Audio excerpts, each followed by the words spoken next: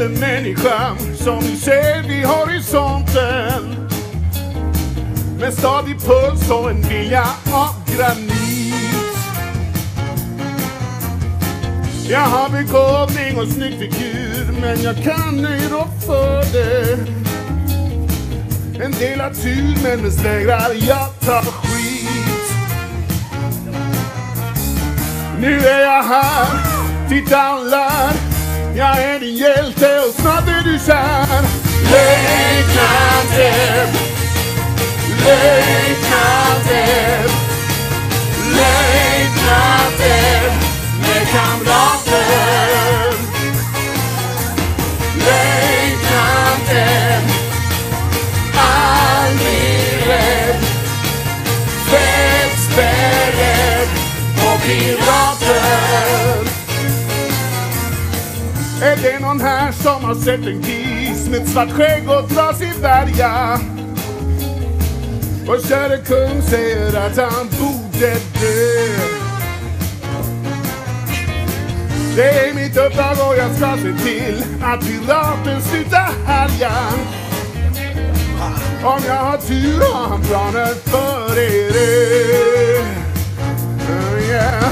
Löjtnanten, löjtnanten, löjtnanten, ta pirater.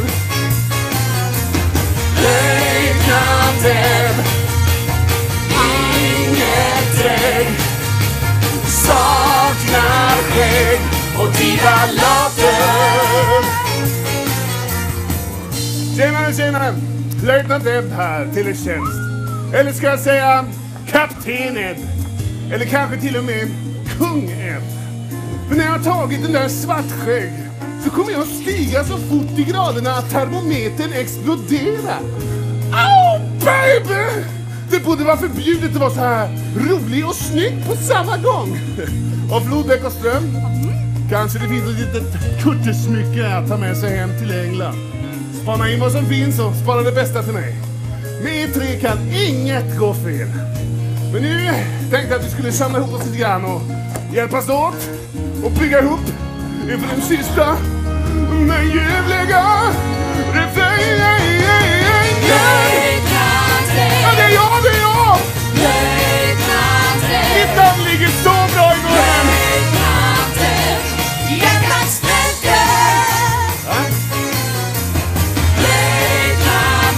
Vad säger ni? Jag har glömt, jag har glömt! Löjtnanten är vår hjälte!